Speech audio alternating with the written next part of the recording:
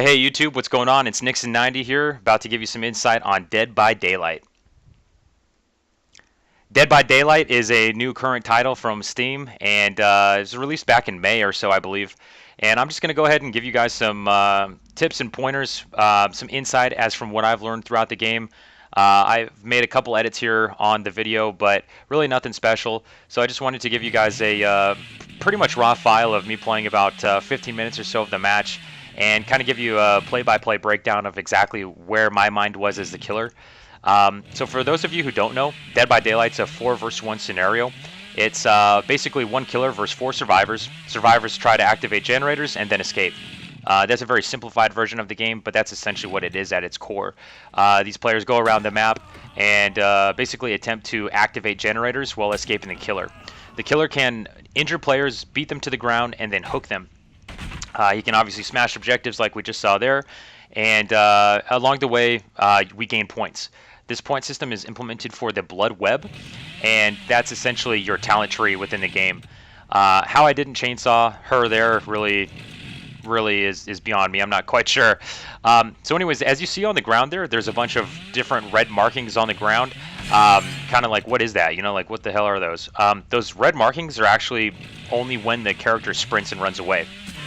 So that makes it really easy for the killer to identify at least kind of which way the player is running. It doesn't give an exact trail, but it gives like the approximate location. So every time you see those red scratches on the ground, it almost looks kind of like a demon had walked through there or something.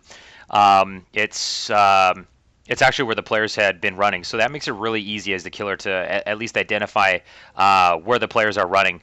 But that's only when they run. Not when they're walking, but when they run. So every player is able to hold shift and then run away and increase their sprint speed from the character, which basically, you know, is used in situations where you're fucked. So we just hooked that guy, and again, if you notice there on the left-hand side of the screen, I accumulate points. Every time you attack a player, hook a player, kill a player, basically do something in terms of reaching your objective, it's going to give you points. And again, those points are used for the Blood Web. The Blood Web are basically your talent tree. You accumulate the points, spend the talents on the character itself, and then level up that character. So I was pretty confused when I first started the leveling system on this game. I didn't really fully understand it, and I still probably can't explain it fully 100%. But basically, there's a ranking system as well as a leveling system. The ranking system, you start at level 20, try to rank down, reach rank 1. So you start at 20, try to get down to rank 1. And then there's also a leveling system. The leveling system, you start at level 1 and then progress to level 50. If any of that information is incorrect, please go ahead and drop a comment down below.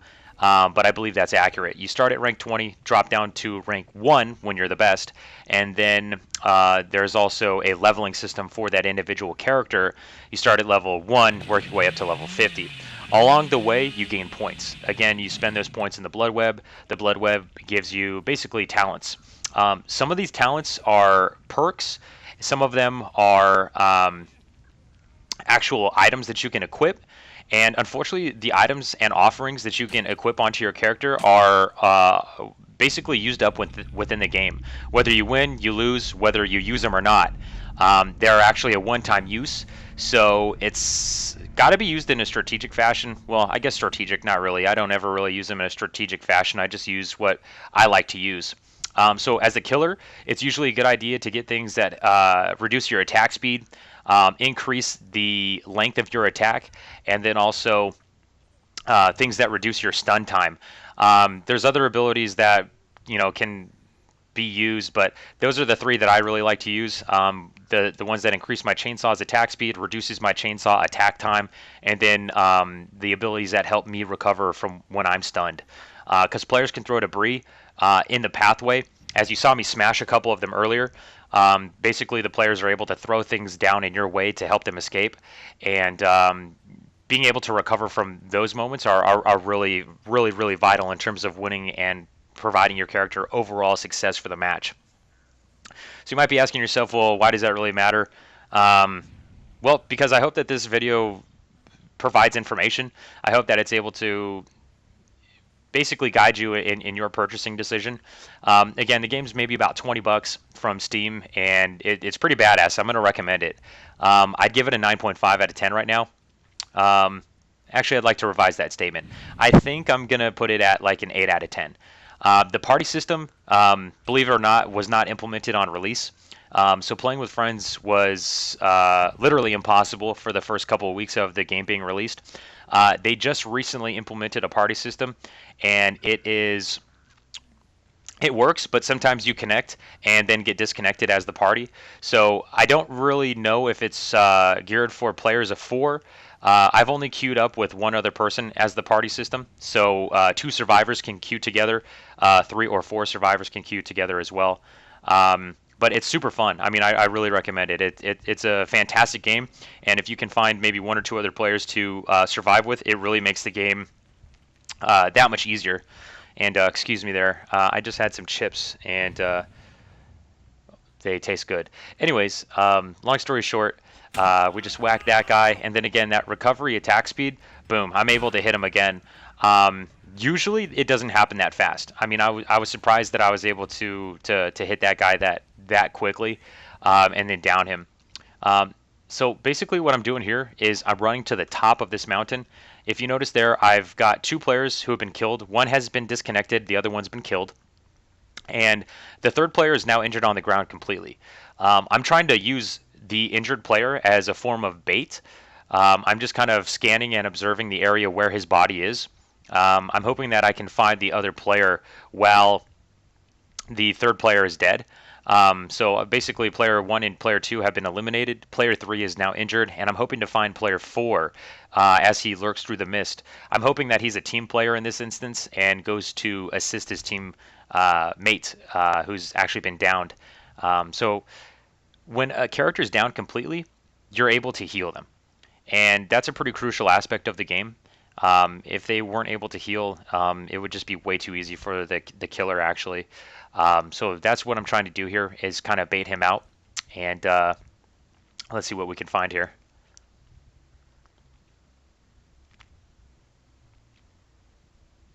Yeah, nope, nothing. Unfortunately, I wasn't able to find the other player there. So I decided to go back to the body of the down player, player 3. I wanted to make sure that he wasn't crawling out of my sight. I wanted to basically keep him locked down. I wanted to make sure that I was going to secure that kill. Because right now, as the killer, I'm in a fantastic position.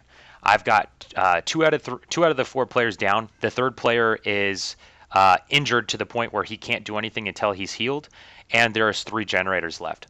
So if the 4th player goes to activate one of the generators, I will know where his location is, which I think he does actually here in just a moment. I'm able to locate the 4th player. So I'm in a really good position here as the killer. I've been able to eliminate 2 of the 4, and they've only been able to activate 2 of the 5 generators. So again, I'm sitting pretty large and in charge here. So basically, I give my character some time to go and search around a little bit, see if the other character, or I guess the 4th player, was sneaking up at all. And again, I let the 3rd player's bleed time go down to a point where I was pretty comfortable. I was like, okay, well, if I hook this guy, he's going to die again, and maybe I can use him as bait. So I was really just kind of killing some time here at this particular moment. Really not a ton of action going on, but just basically being a camper, camping that guy's dead body to make sure that they don't heal and revive him. Again, playing as the killer is really a strategic point of view. And as you see right there, I was just identified where the other player was, the generator. He actually failed to activate the generator. So I use this as a strategic opportunity. I want to separate those players as far as possible from each other. So basically just increasing my chance of success here as the killer. So I dropped this guy in the corner. There were no hooks nearby, so I didn't really want to risk the chance of me bringing the 3rd player closer to the 4th player. I really didn't want to take that chance in terms of giving them the opportunity to succeed. Because believe it or not, I've been in instances where there's only 1 player left. I was taking him to a hook. He wiggled free and then found the escape door, which basically I had 3 out of 4 players dead, and I lost because because I was dumb and tried to get extra points. So anyways, like I said, I separated the 2 players as best as possible, and this was a great strategic decision here as the killer, because I'm able to now locate the 4th player, and it's basically game on at this point. I'm going to execute him. And again, if you take a look down at the bottom left-hand corner, you'll notice that the 3rd player is about to bleed out. I'm about to get points for his death as well. And there's some of the debris that I was talking about. It's a really good idea to smash those if you're in a hot pursuit, and especially as the last player, I did not want this guy to escape.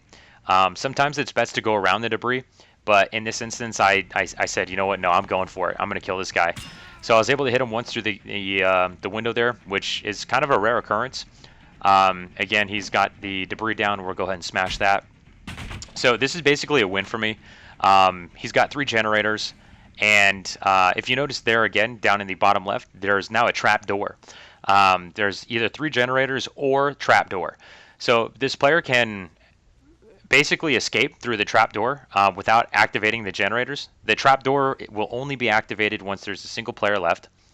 And this guy's, well, he did a pretty good job, but unfortunately it wasn't good enough. I'm about to smash his brain in right here, which he was trying to put the debris down, but I'm not quite sure. I don't know. I either juked him or he wasn't paying attention. I don't know. Maybe, who knows? But I think that he was trying to put the debris down there, kind of put a barrier up, buy him some time. And I kind of lollygag around right here. Didn't take him to a hook immediately because, again, I didn't want him to wiggle free and basically escape at that point. I didn't know if he knew where the trap door was or whatnot. So I was kind of just playing and toying around with him, basically wasting his time. So sorry to that guy, but if you want to be a troll, that's definitely one way to do it. Go ahead and down the last player and let him bleed out. Just make sure he doesn't reach the trap door. So let me take a look here. I had a list of things that I wanted to cover. So there's a couple of hardships about being a killer. Really, it comes down to, you know, the numbers game. Once you eliminate maybe like the first 1 or 2 players, it then becomes a whole heck of a lot easier in terms of keeping the players at bay. But when there's 4 of them running around, it's really difficult to make the conscious decision to leave that player, because it's very likely that they'll be healed by another, and it's just kind of like a revolving shit factor at that point. So sound is going to be one of your best friends in terms of actually completing the task as the killer. Again, if you injure a player and then you're able to hear them, it's a huge benefit, like a really big one-up for the killer. I think we've explained the killer pretty well. You know, you basically run around, kill them, and just got to be a strategic player. Bring down their numbers the best you can. So luck is a pretty big factor with this game as well. You know, you just got to kind of play it match by match. With the perks and offerings that are available, you're not really ever too sure if you're going to have the best loadout for the map. It's kind of just an RNG game at that point. Or at least that's my observations. If you agree or disagree, go ahead and drop a comment down below. But another tip that can be utilized for the killer is actually to scan the area. Kind of like what I did earlier, was standing up on top of that mountain, scanning the area, taking a look at the outskirts of the map, trying to see exactly where those players are located. That's going to be a really great strategy for you as the killer. So let's see here. So players can also disable hooks and stuff like that, but that might be for another video where I kind of do like a breakdown of survivor's aspect. Final players are not able to really collect the generators. I'd always recommend going for the trapdoor. But again, when the last player is left, it's usually a good idea to kind of see what he's doing. If he's not activating any generators, well, then you can assume that he's probably looking for the trapdoor. So this guy we're about to go hook and end the match here. So thanks guys for watching. I really do appreciate the 15 minutes or so that you spent here with me. Again, this is Nixon90. I want to be sure to upload some good content here for you folks. If you liked what you saw, please go ahead and leave a comment down below. Additionally, if you'd like to share and subscribe to the channel, it'd be much appreciated. But I do intend to do some future videos on Dead by Daylight, and you can check me out on Twitch at Nixon90, Again, that's twitch.tv/Nixon90. I think briefly here we'll take a look at the blood web just as like a closing factor. And again, that's where you actually submit your points into the player and earn the perks and whatnot. But again, folks, I did want to say thank you so much for your time, and you guys have a great day. Thank you.